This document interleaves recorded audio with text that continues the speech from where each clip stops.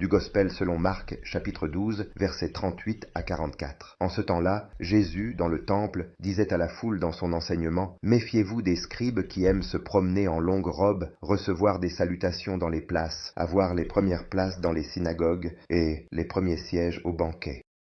Ils dévorent les maisons des veuves et prient longuement pour se faire voir. Ils recevront une condamnation plus sévère. » Assis devant le trésor, il observait comment la foule jetait des pièces. Beaucoup de riches en jetèrent beaucoup, mais une veuve pauvre est venue et a jeté 2 petites pièces, qui font un sou. Alors, ayant appelé ses disciples, il leur dit, « En vérité, je vous le dis, cette veuve si pauvre a jeté dans le trésor plus que tous les autres. En effet, tous ont jeté une partie de leur superflu. Elle, au contraire, dans sa misère, y a jeté tout ce qu'elle avait pour vivre. » Parole du Seigneur. Bonne journée et bon dimanche. Aujourd'hui, encore, nous nous mettons aux pieds de Jésus, aux pieds de notre Seigneur, de notre Maître, qui continue à nous enseigner l'art de la vie, l'art de l'amour, et nous nous mettons à ses pieds pour l'écouter comme la foule l'écoutait dans le temple. Et Jésus n'a pas peur de parler ouvertement de l'hypocrisie des scribes, mais en parlant d'eux. Il ne parle pas seulement d'eux, mais il parle aussi à moi, à toi, à chacun de nous, qui risquons parfois de tomber dans le piège dans lequel ces scribes et pharisiens sont également tombés. Et que dit Jésus ? Méfiez-vous des scribes qui aiment se promener en longue robe, recevoir des salutations dans les places, avoir les premières places dans les synagogues et les premiers sièges aux banquets. Il faut faire attention à qui ? Il faut faire attention à ceux que nous regardons avec admiration. Faites attention à observer ceux que nous pensons ne jamais se tromper, et nous disons « c'est », comme ça, et sûrement « c'est », ainsi qu'ils doivent agir. Les scribes sont des maîtres qui jouissent d'une grande autorité, déclarent, et connaissent la volonté de Dieu, connaissent très bien la parole de Dieu, et personne n'ose s'opposer à eux. Les scribes font partie de cette autorité qui risque d'ostentatoire la classe des prêtres. Mais c'est prêtres qui pensent que simplement parce qu'ils sont prêtres, ils sont d'un niveau supérieur par rapport aux autres. Et il y a aussi quelqu'un parmi les prêtres qui aspire à des échelons plus élevés, comme des évêques, des monseigneurs, des cardinaux, de l'aide. J'ai peur de cette personne. En effet, ils ne réalisent pas que les prêtres ne sont pas d'un niveau supérieur, absolument pas, mais sont au service des autres. Donc le prêtre se place, est appelé à se mettre à un niveau toujours plus bas, au service des autres, mais vraiment. Sa vie n'est plus la sienne, mais celle des autres, et qui est l'évêque. L'évêque se trouve à un niveau encore plus bas que le prêtre, encore plus serviteur. Sa parole, la parole de Jésus, ne parle pas seulement contre les scribes, mais parle contre ceux qui s'ostentent, au lieu d'être ostentatoires, c'est-à-dire porteurs de quelqu'un qui nous habite, porteurs de Jésus, de son amour, de son service. Mais l'autorité de Jésus, de notre Maître et Seigneur, est très différente de celle des autres maîtres de cette époque. Pourquoi ? Parce que son autorité n'est pas faite de mots, n'est pas faite de comportements qui s'ostentent. Mais que fait Jésus ? Jésus met en pratique la parole de l'amour. Jésus accomplit la volonté de Dieu. Et il le fait discrètement, il ne veut même pas être applaudi, et quand il faisait quelque chose de particulier, il le faisait à l'écart. Jésus explique clairement la parole du Père, mais il l'accomplit, il la met en pratique. D'abord il la vit, puis il l'annonce. Mais quel était le désir qui animait les scribes ? Clairement, pas tous les scribes. Quel était leur amour ? Vers qui dirigeait-il leur cœur ? Malheureusement, pas vers Dieu, mais vers leur propre moi. Un amour qui se gonfle de prestige, risquant même d'être avide. Avides de protagonisme, ils ont la caractéristique de vouloir apparaître. Leur désir est leur amour non pour Dieu, comme je l'ai dit précédemment, mais pour leur propre moi, qui se confie au prestige. Elles sont caractérisées, comme le dit clairement Jésus ici, par l'apparence des vêtements, le respect des autres, le désir d'avoir toujours les premières places dans les synagogues, lors des banquets. Intéressant. Quand je suis allé en Terre Sainte il y a quelques années, quand je suis entré dans une ancienne synagogue, j'ai compris où se trouvent les premières places dont Jésus parle.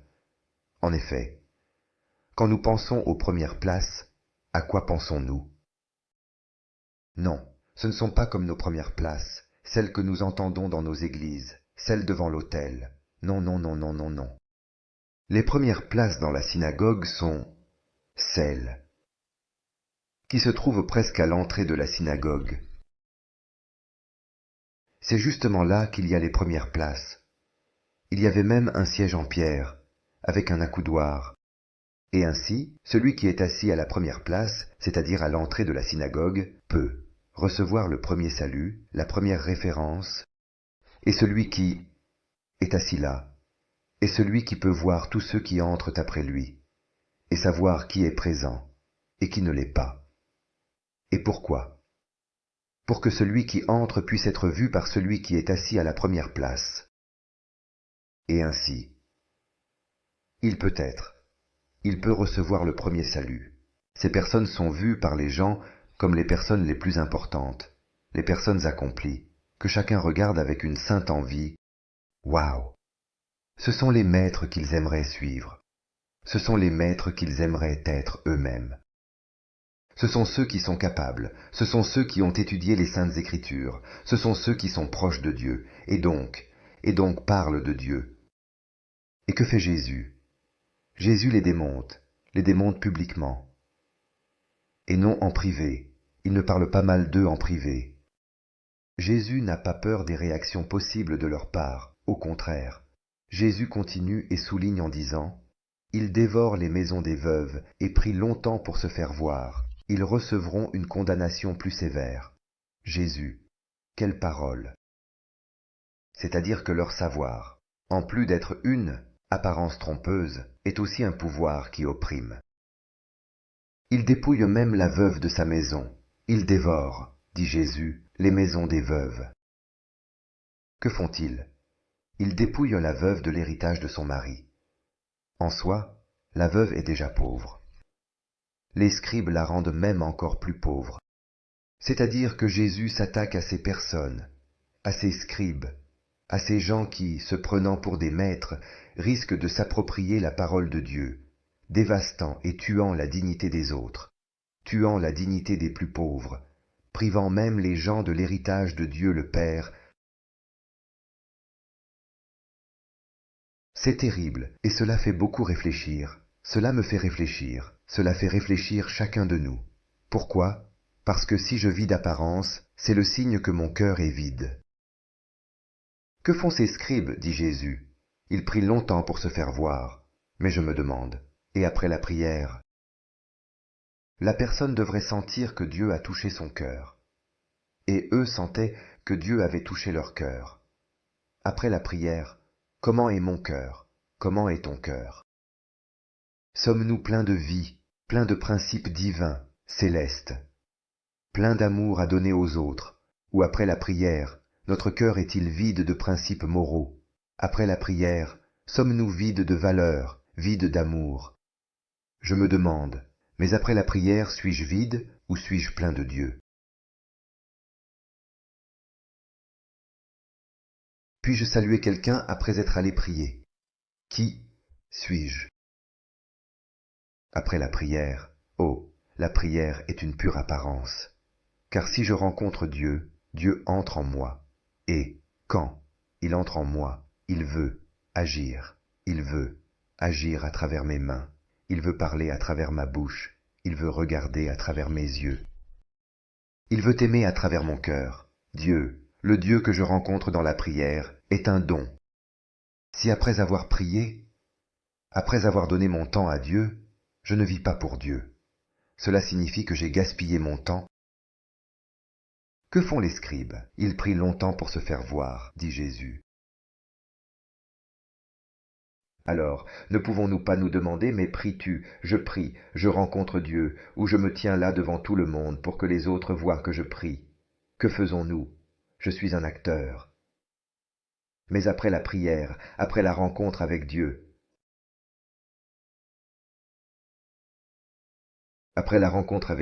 si, je ne suis pas transformé, vraiment. Vraiment, je peux dire que j'ai perdu du temps. Ces personnes recevront une condamnation plus sévère, dit Jésus. Et saint Jacques, au chapitre 4, verset 4, que dit-il? Ne savez-vous pas qu'aimer le monde, c'est haïr Dieu?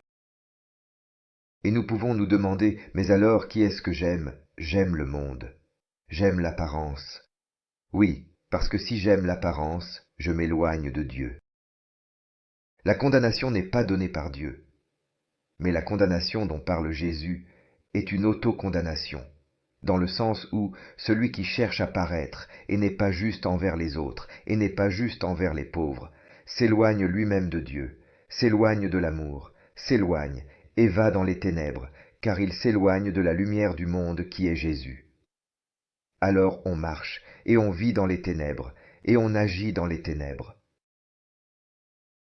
Mais c'est moi qui choisis de marcher dans les ténèbres. Ce n'est pas Dieu qui m'envoie dans les ténèbres, non, c'est moi qui y vais, parce que je choisis de le faire. Et de tout ce qui est la lumière, il parle clairement, ouvertement, et dénonce chaque fausse vérité et chaque injustice. Alors que ceux qui marchent et agissent dans les ténèbres, que font-ils? En plus d'agir dans les ténèbres, au lieu de parler clairement et ouvertement, ils parlent aussi dans les ténèbres.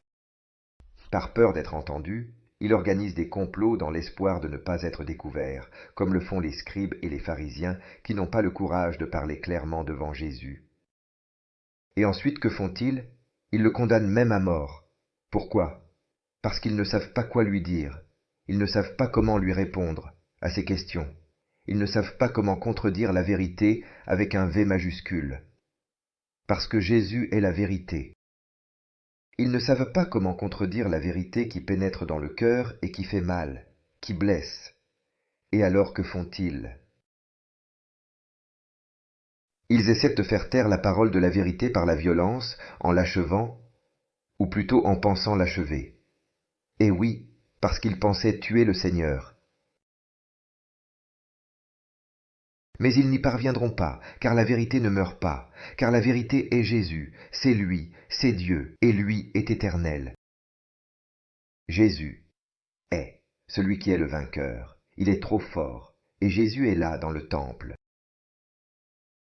Mais notre ami dans le temple, où se trouve-t-il? Il était assis devant le trésor du temple, c'est-à-dire que Jésus, en plus de parler, et que fait-il? Il observe.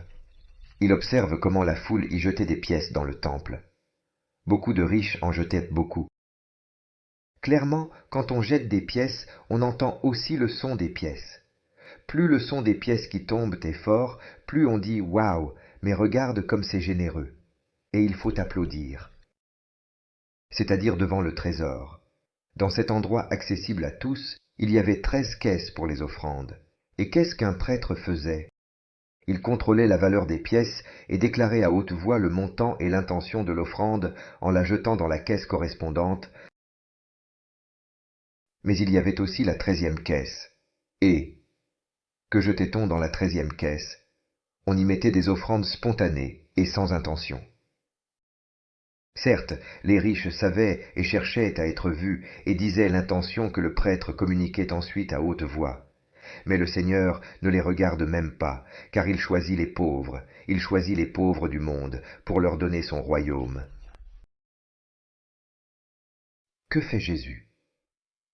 Il pose son regard sur une veuve. Cette veuve est l'image de la pauvreté.